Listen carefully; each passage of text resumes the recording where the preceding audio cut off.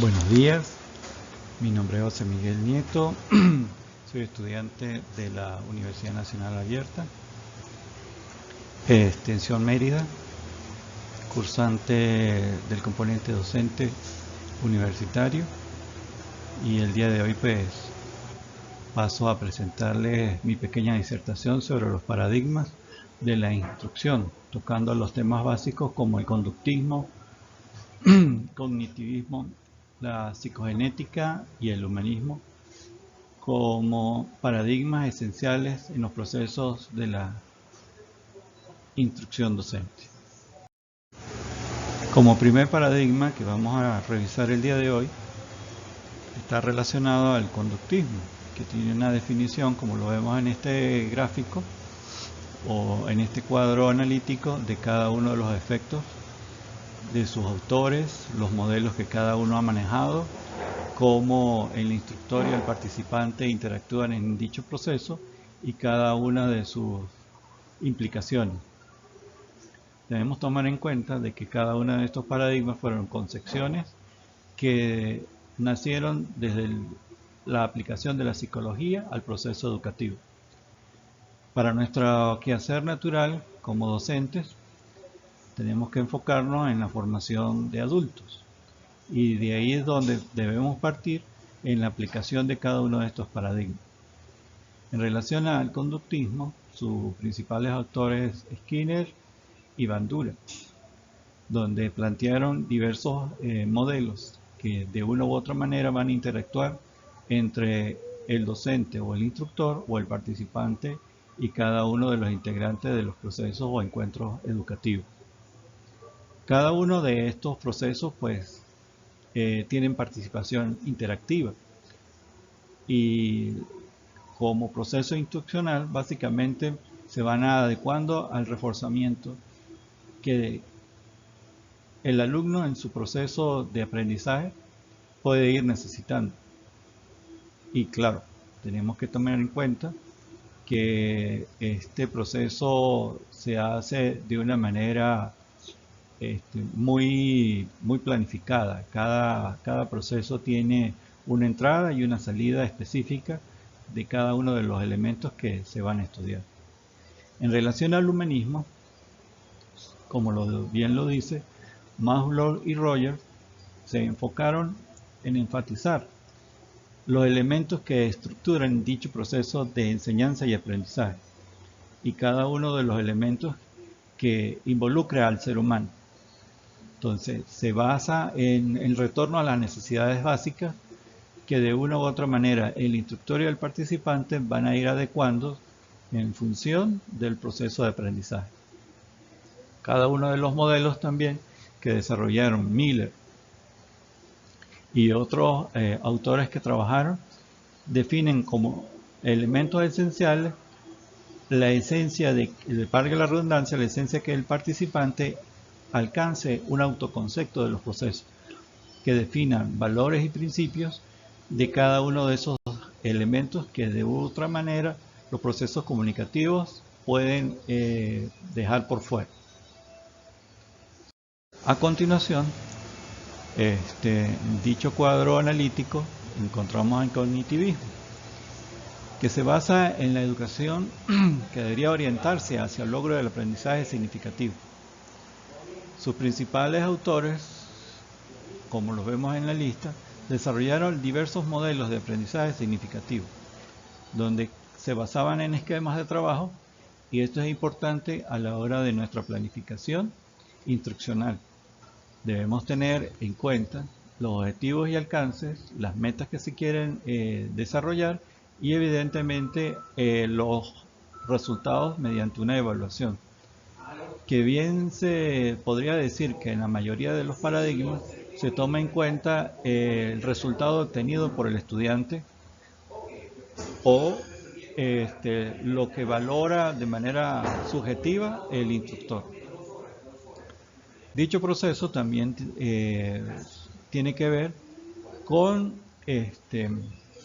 las acciones que de una u otra manera el instructor va definiendo con sus alumnos.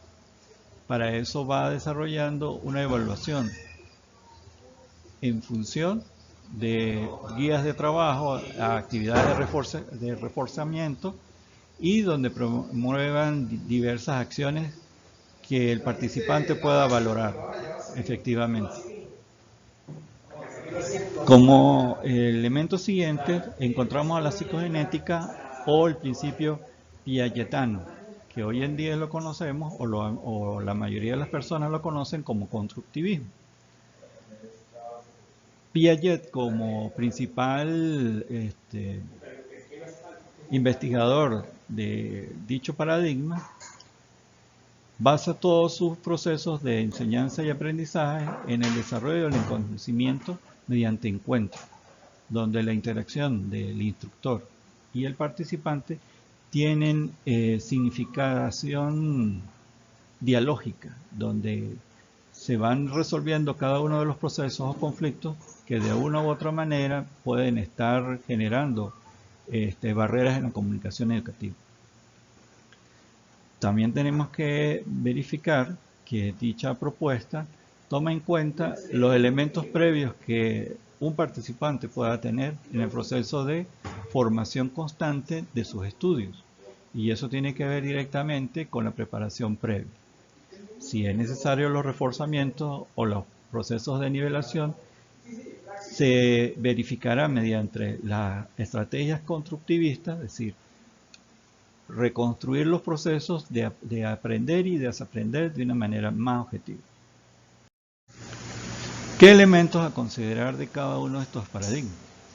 Vamos a reflejar en lo que es importante valorar para nuestro quehacer.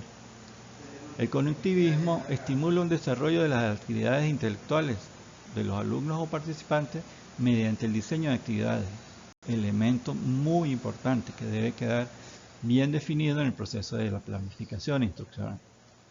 El maestro es el mediador de procesos de aprendizaje y por eso debe tener una guía o una bitácora bien definida dentro de su planificación.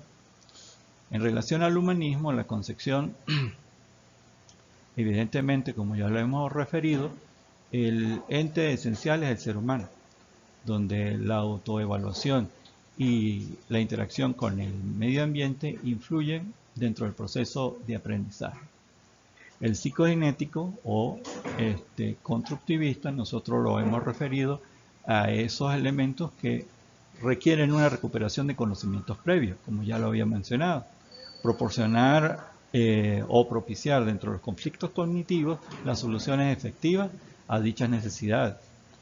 Proporcionar actividades cooperativas, por lo que hoy en día se conoce como aprender en equipo. Promover diálogos e intercambios de puntos de vista. Eso tiene que ver con los procesos de coevaluación de los grupos de aprendizaje. Y las estrategias de progreso en situaciones problemáticas planteadas, donde de una u otra manera, si la planificación instruccional ha tenido alguna falla o ha quedado limitada, se debe resolver en equipo con los participantes. El elemento conductista, como lo refiere precisamente el autor, en este proceso educativo los planteamientos se hacen desde pequeñas unidades de información hacia las actividades más complejas, evidenciando que se requiere un estímulo y una respuesta efectiva de cada uno de estos procesos como elemento positivo. El maestro o como mediador debe tomar en cuenta que los estímulos pueden provocar respuestas fáciles de observar y medir y valorar en el uso de elementos, en este caso audiovisual. Como propuesta para la evaluación de cada uno de estos elementos dentro del paradigma cognitivo, humanista y psicogenético o constructivista, al igual que el conductista, se deben evaluar los aprendizajes de acuerdo a los parámetros que se han definido en la planificación instruccional.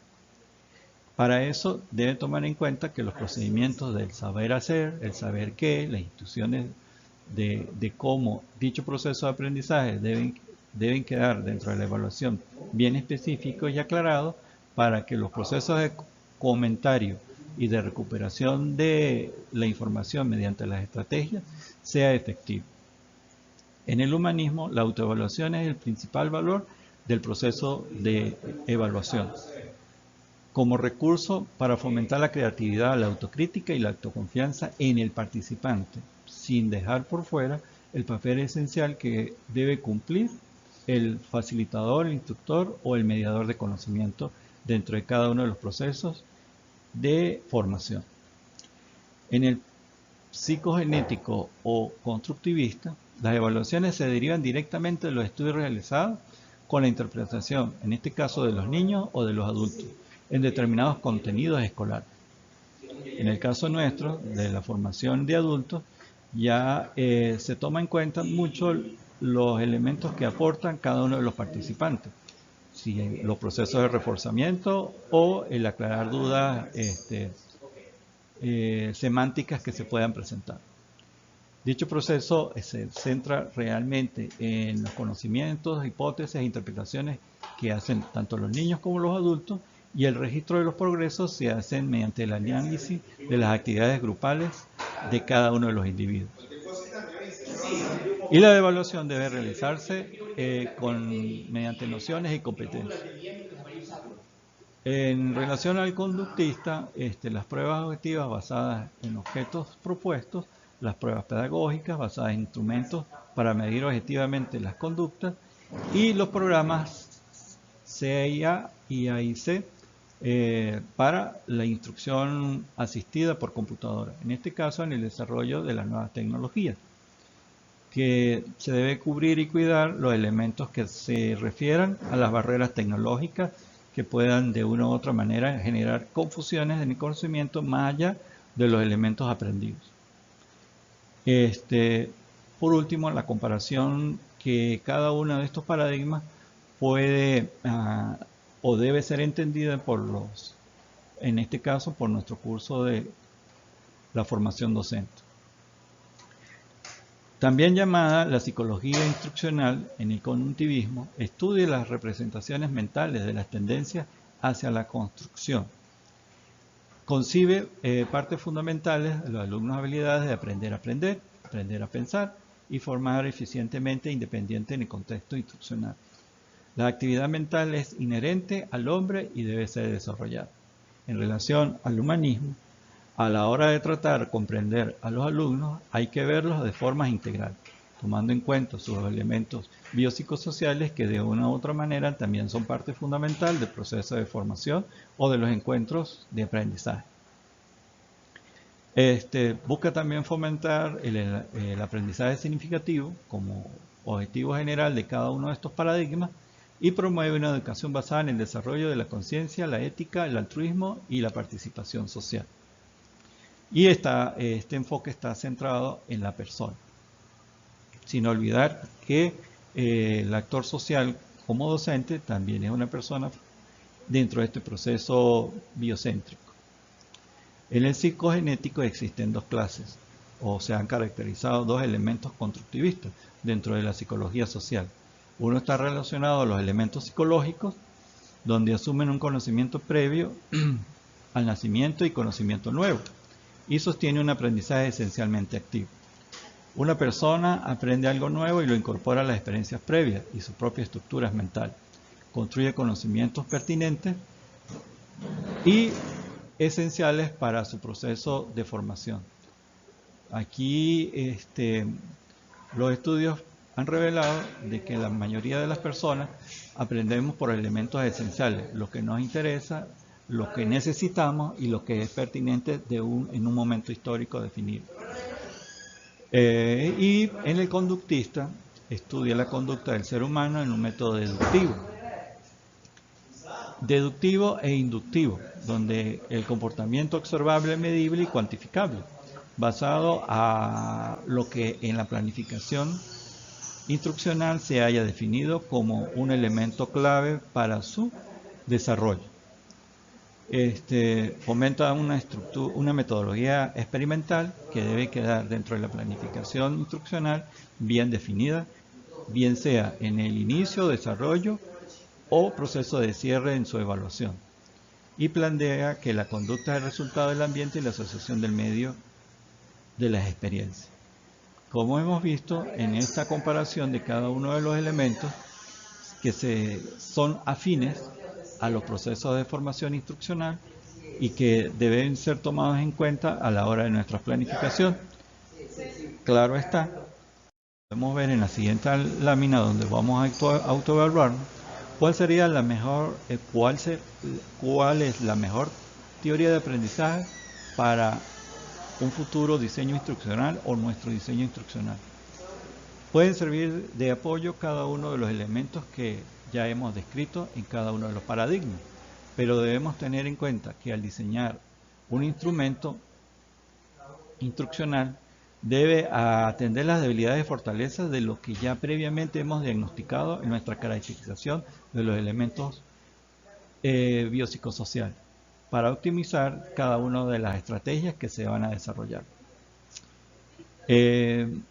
Muchos autores o estudiosos en la materia han definido que una aproximación ecléctica puede establecer en elementos expresados por cada una de estas teorías elementos esenciales para garantizar efectivos procesos de enseñanza y aprendizaje o el diseño efectivo de instrumentos que garanticen que los modelos aplicados sean efectivos y agradables a los participantes, bien sea al docente en su proceso de desarrollo de los momentos de aprendizaje, como a los aprendices, estudiantes o participantes de cada uno de estos encuentros. Sí hay que tener en cuenta de que cada uno de estos procesos deben ser prácticos y que deben tener un objetivo específico que permitan la valoración efectiva de los aprendizajes y que el elemento significativo sea enriquecedor para los actores sociales pertinentes de cada encuentro de aprendizaje. ¿Qué funciona y cómo podemos usar? Debemos tomar en cuenta de que debemos ser estudiosos de cada uno de los paradigmas y adecuarlo a las necesidades que se nos presenten. Hoy en día, como ya lo hemos mencionado, podemos establecer estrategias eclécticas, pero en función y la necesidad de la realidad debemos ser objetivos y aplicar la que mayor convenga a los procesos de aprendizaje y que nos permita a priori verificar si ha sido efectiva o hay algunos elementos que hay que establecer. Hagámonos la siguiente pregunta. ¿Cómo funciona? ¿Qué funcionan del conductivismo, cognitivismo y constructivismo? Cada una de ellas son valiosas en su concepción, desde el punto de vista psicológico de la educación. Pero debemos tomar en cuenta de que cada una de ellas por sí sola debe ser bien estudiada y bien aplicada de acuerdo a las necesidades, como ya hemos mencionado. Y por último, ¿cómo podemos integrar eso que funciona para obtener el mejor enfoque en el diseño de nuestra aproximación instruccional? Antes que nada debemos asegurarnos de mantener un enfoque sistemático del asunto, buscando modificar los elementos para lograr la mayor valoración constructivista. Mayor énfasis constructivista, es decir, construir desde los conceptos previos, desde los saberes previos y de cada uno de los aportes necesarios que se encuentren dentro de los encuentros de formación para poder tolerar las circunstancias que rodean dicha situación de aprendizaje. Ningún aprendizaje termina siendo concreto hasta que no se pueda valorar su aprendizaje significativo. Y de ahí es de que cada una de las teorías ya descritas buscan que el aprendizaje verdaderamente alcance la construcción efectiva del conocimiento.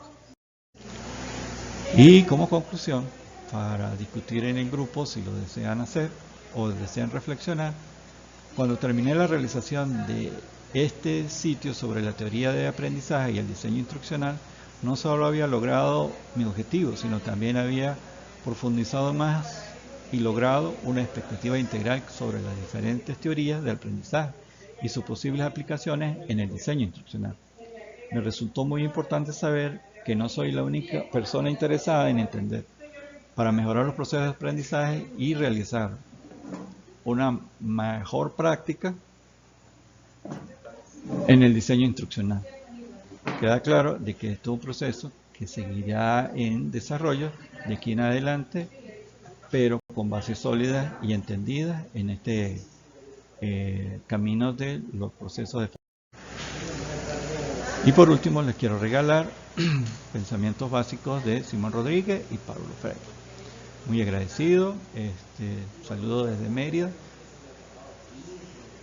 Gracias.